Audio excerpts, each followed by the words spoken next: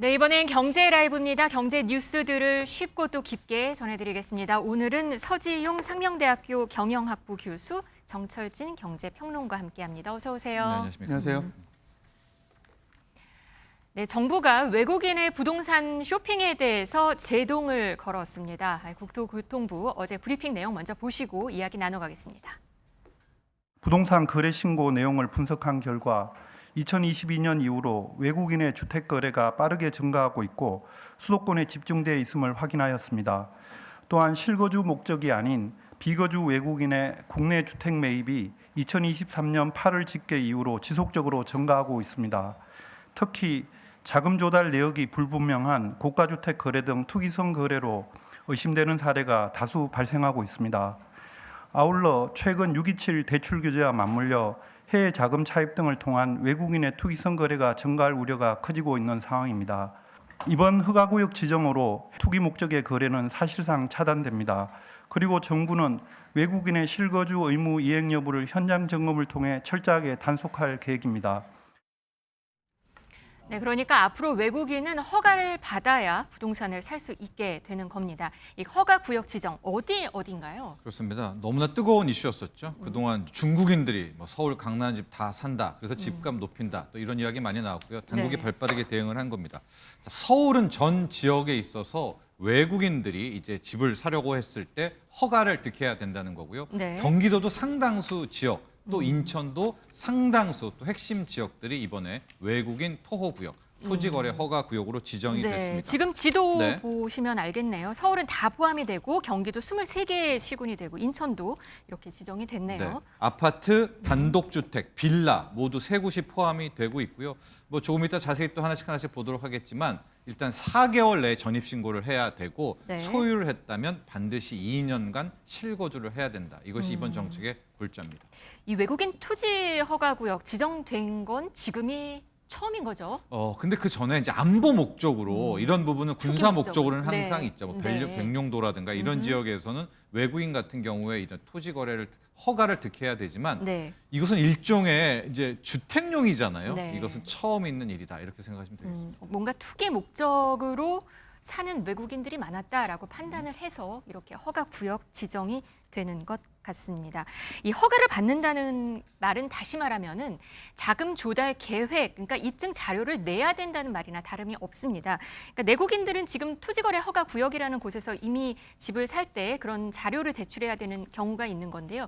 교수님, 그러면 이 자금 조달 계획, 입증 자료를 외국인들도 내야 된다는 얘기인 거죠? 예, 그렇습니다. 이제 조달 자금을 어떻게 이제 마련했는지에 대해서 자금 조달 계획서를 이제 30일 내에 이제 관할 당국에다 이제 제출을 해야 되고요. 그다음에 이제 증빙 서류 제출 의무도 이제 제시를 하고 있습니다. 최근에 이제 그러니까 정보가 불충분한 그런 정보들에 대해서는 금융정보분석원에서 이제 확인을 해서 통보하도록 조치를 취하고 있거든요. 필요시에는 해외 이제 금융정보분석원하고도 연계해서 그 자금 출처에 대해서 조사한다고 얘기는 하는데 국내 내국인 대상으로 해서 자금 조달 계획서를 이제 보고받는 그런 상황에 비춰볼 때 좀 이런 시행 시기가 좀 늦지 않았나 생각됩니다. 외국인한테는요. 예. 그 지금까지는 그러니까 외국인들의 자금 조달 이걸 하게 된 이유가 뭔가요? 대체적으로 뭐 교포분들도 많고요. 그러니까 지금 최근에 강남에 이제 그 미국인들이 보유하고 있는 그런 그 주택이나 아파트에 대한 비중이 강남권은 한 45% 정도 미국인 국적 가지고 있는 분들이 많은데 대체적으로 교포인 걸로 이제 추정이 되고 있습니다. 네. 그다음에 이제 영등포나 구로 이쪽 같은 경우는 중국인 교포들의 어떤 거래 비중이 많거든요. 근데 이런 분들이 사실은 그 불투명한 자금들도 갖고 들어와가지고 투기 자금, 불투명한 자금이요? 그러니까 네. 실질적으로 이제 그 외환 신고를 통해서 국내에 이제 반입된 자금이 아니고 이제 아름아름 이렇게 가지고 들어온 자금을 가지고 모아놨다가 이제 그 부동산 거래에 활용해서 투기 목적으로 이용하거든요. 이런 자금들은 추적이 어렵기 때문에 사실상 자금 조달 계획을 통해서 확인을 해야 됨에도 불구하고 이런 것들이 현실상 여건이 어려웠거든요. 네. 그런 것들을 좀 투명화하는 하나의 조치라고 볼 수 있겠습니다. 실거주 의무도 있습니다. 이 실거주 의무는 지금 몇 년 정도 살아야 되는 거죠? 네, 2년으로 정해놨습니다. 네. 이거 지금 굉장히 중요한데 외국인들 같은 경우에는 전세나 월세를 주려고 많이 사지 않습니까? 네. 그래서 이제 투기 목적이라고 파악을 한 거고요. 갭 투자인 거죠, 네. 그러니까. 표를 보시면은 이제 거래 허가를 받았습니다. 네. 득했다 하더라도 4개월 내에 전입 신고를 완료를 해야 되고요. 그 다음에는 2년간 그 해당 그 부동산을 매수한 외국인이 실거주를 해야 되는 것이고요. 네. 그런데 어길 가능성도 있지 않겠습니까? 이럴 때 처벌 내용을 좀 보면 취득가액의 10%의 이내에서 이제 이행 명령을 내리는데 그럼 뭐 10%만 내면 땡 아니야? 이렇게 생각하시면 안 됩니다. 네. 이제 우리가 이런 처벌 보면 반복 부과라고 하거든요.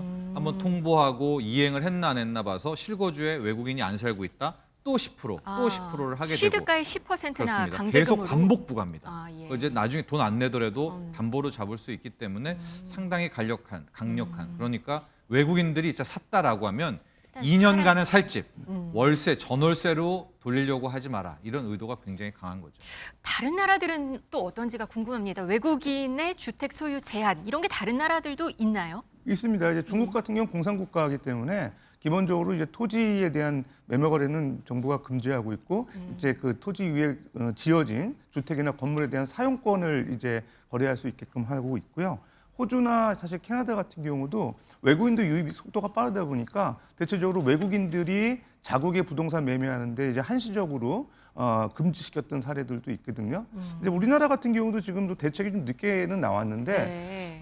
좀 필요한 조치였고, 근데 다만 아쉬운 거는 네. 내국인과의 형평성 차원에서 좀 부족한 부분이 있는 것 같습니다. 좀 전에 이제 정평론가께서 말씀하신 내용 보게 되면 그 전입 이제 거주 의무 2년이잖아요. 네. 근데 보통 이제 거래 이후에 이주였던 그 시간이 보통 4개월인데 국내 내국인들 같은 경우는 627 대책에서 6개월이거든요. 아, 627 그러니까, 예. 대책으로 좀 더 그러니까 강력해졌죠. 사실은 네. 2개월이 더 짧고 그다음에 대체적으로 보게 되면은 627 대책 이후에 우리나라 그 거주하시는 분들의 부동산 매매 이후에 등기하는 비중이 한 약 18% 정도 감소했거든요. 네. 근데 오히려 외국인들 같은 경우는 30% 증가했어요. 그러니까 사실 그런 배경도 사실 이번 대책의 원인이라고 볼 수 있는데 네. 이제 문제는 쉽게 얘기해서 어떤 세금에 대한 규제 이런 부분들이 빠져 있고요. 그러니까 예를 들어서 1가구 2주택에 대해서 이제 부동산 과세하는 부분에 대해서 내국인들은 철저하게 하고 있는데도 불구하고 그런 세제와 관련된 제재 요인들이 나오지 않았다는 부분이 있고요. 그 다음에 이제 실질적으로 이제 다주택자에 대한 또 규제. 지난 6.27 대책 같은 경우는 소득 수준에 상관없이 이제 6억 대출까지만 허용하고 그 다주택자에 대해서는 이제 수도권 내에서 이제 원칙적으로 이제 대출 못 받게 이렇게 했잖아요. 네. 그다음에 전세 대출에 대해서도 보증 비율을 이제 90% 80%까지 낮췄고 이런 다양한 어떤 그 규제 조건들이 있는데 외국인들 같은 경우는 실거주 요건이라든가 자금 조달 계획서 제출 뭐 이런 거 외에는 별로 이렇게 디테일한 그 제재가 없기 때문에 좀 형평성을 맞추는 조치도 좀 필요하지 않나 생각됩니다. 앞으로 조금 더 조치가 나와야 된다 이 예. 말씀이시군요. 그동안 외국인들이 우리나라에서 얼마나 부동산을 샀는지 그 수치도 지금 나왔습니다. 얼마나 최근에 많이 산 건가요? 그러니까? 그렇죠. 코로나19 전후를 생각하시면 될 것 같습니다. 네. 2020년 전만 해도 우리 수도권만 놓고 보겠습니다. 외국인들이 우리의 주택을 샀다. 뭐 1,500건, 2,000건 이랬었는데 이제 코로나19가 지나고 난 2020년 이후부터 뚜렷하게 확대되는 조짐 보이고 있습니다. 네. 2022년 같은 경우가 한 4,500건 정도가 됐고 네. 그 다음에 6,000건, 7,000건. 특히 작년에가- 올해 같은 경우에 네네. 예, 상반기에 굉장히 많이 몰렸거든요. 그러니까 네. 올해는 아마도 원래 그 제재가 없었다면 10,000건도 넘을 정도로 이 외국인들의 이제 소유가 커지고 있는데 지금 그림 네. 나오네요. 2024년 작년에만 7,000건의 거래가 있었고 올해는 지금 7월까지만 해도 4,000건 정도가 네, 돼요. 그러니까 이 정도 하면 10,000건 넘겠다 해서 먼저 선제적 대응을 한 것이고요. 네. 절반 정도가 중국인이다 이렇게 보시면 되겠습니다. 또 지역에 따라서 중국인이 훨씬 더 많은 강남 같은 경우에는 비율상 볼 수가 있는데요. 앞서 우리 서 교수께서 캐나다가 지금 네. 외국인들이 주거용 주택을 아예 전면 매수 금지를 했거든요. 호주 같은 경우에도 네. 2년간 외국인 취득 제한을 했고 네. 유럽으로 가면 영국도 지금 이제 외국인들의 취득 제한을 걸고 있는데 이게 왜 그러냐면 중국인들이 이미 한번 가서 중국인을 똑같은 많이 행태가 사서. 있었어요. 아, 그러니까 예. 완전히 사재기를 한 다음에 월세를 높인다든가 이런 행태로 집값도 높이고 렌트비, 이제 거주비도 높이는 그런 차원이 많이 있어서 지금 캐나다, 호주, 유럽도 마찬가지의 이제 거주 제한을 하고 있는 것이 역시 핵심은 중국인들이었었다. 이런 파악도 가능한 것 같습니다. 네. 그래서 외국인들이 이 서울 아파트 값을 지금 많이 띄우는데 일조했다 이런 지적들이 나와서 이런 대책이 나왔다는 분석인데요. 저희 취재 기자가 한번 강남을 한번 돌아봤습니다. 거기 부동산 중개업소 얘기 한번 들어보시겠습니다. 중국인들이 한 두 사람만 아파트 산다고 돌아다니면 아파트가 팍팍팍 올라가. 그 영향력이 엄청나게 큽니다. 네, 중국인들이 돌아다니면서 시세가 올라가다 정말 저렇게 말을 하네요. 네. 정말 중국인들이 산 효과가 집값을 올리는데 영향이 있었다고 보는 게 맞는 것 같습니다. 교수님 어떻게 보셨습니까? 뭐 당연히 뭐 어느 정도 추정 가능한데 구체적인 뭐 데이터가 나오지 않아서 단언할 수는 없지만 외국인들 같은 경우 그동안에 이제 보통 집값 높은 그런 신흥시장을 대상으로 해서 그 투자 목적으로 오히려 실거주 못하는 네. 그런 목적으로 많이 이제 투자 행태를 보여왔기 때문에 그 타겟이 아마 우리나라였을 가능성이 있고요. 특히 우리나라 같은 경우는 부동산 규제가 강화되어 있는 대표적인 나라고 자금 조달에 대한 당국의 철저한 어떤 확인, 그다음에 대출 규제가 이미 이제 보편화되어 있기 때문에 네. 집 구매하기 상당히 어렵거든요. 정부의 어떤 대출 규제가 나온 이후에. 그럼에도 불구하고 외국인들 같은 경우는 집값이 상당히 높은 우리나라에 이미 들어와 있어서 거주하면서 사실은 그 매수 어떤 주체 세력으로 활동을 해왔었고 특히 중국 같은 경우는 국내에 이제 이미 오랫동안 거주하고 있고 특히 집값 상승에 대한 투기 지역에 대한 관심이 높았기 때문에 이미 뭐 제주도나 이런 지방에서도 부동산 투기의 대부분의 어떤 매수 주체였거든요. 그런 측면에서 보면 우리나라 부동산의 상승에 상당히 주범이 외국인 투자자였지 않을까 생각됩니다. 그렇다면 이번 대책 효과는 어떨 것으로 예상되는지도 궁금하거든요. 어떻게 보세요?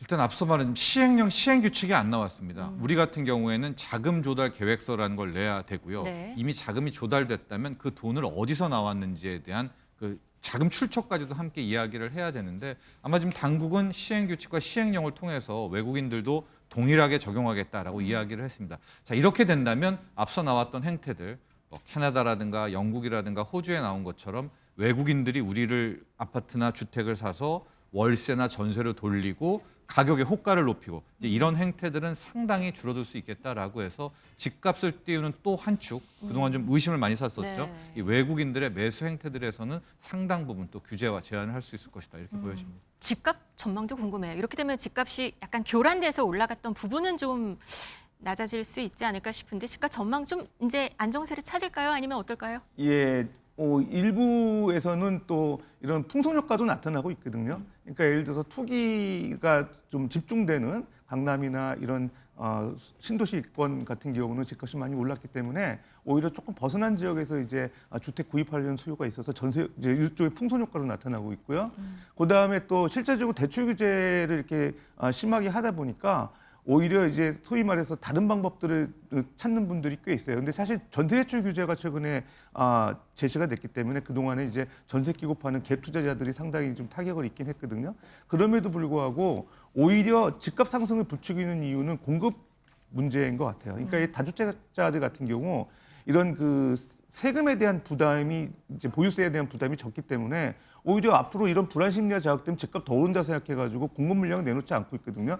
그랬을 경우에 오히려 수요는 여전히 살아 있으면서 이런 자금 조달이나 여러 가지 정부 규제 때문에 일시적으로 거래가 줄어드는 상황이 있다가 어느 순간에 한번 다시 또 집값이 오르는 그런 문제도 나올 가능성이 있어요. 여전히 다주택자에 대한 그런 그 세금에 대한 그 보유세 규제가 조금 더 강화돼야 될 필요 있습니다. 네, 뭐 이제 세금 얘기 그리고 공급 대책 얘기로 결국 지나가는 것 같습니다.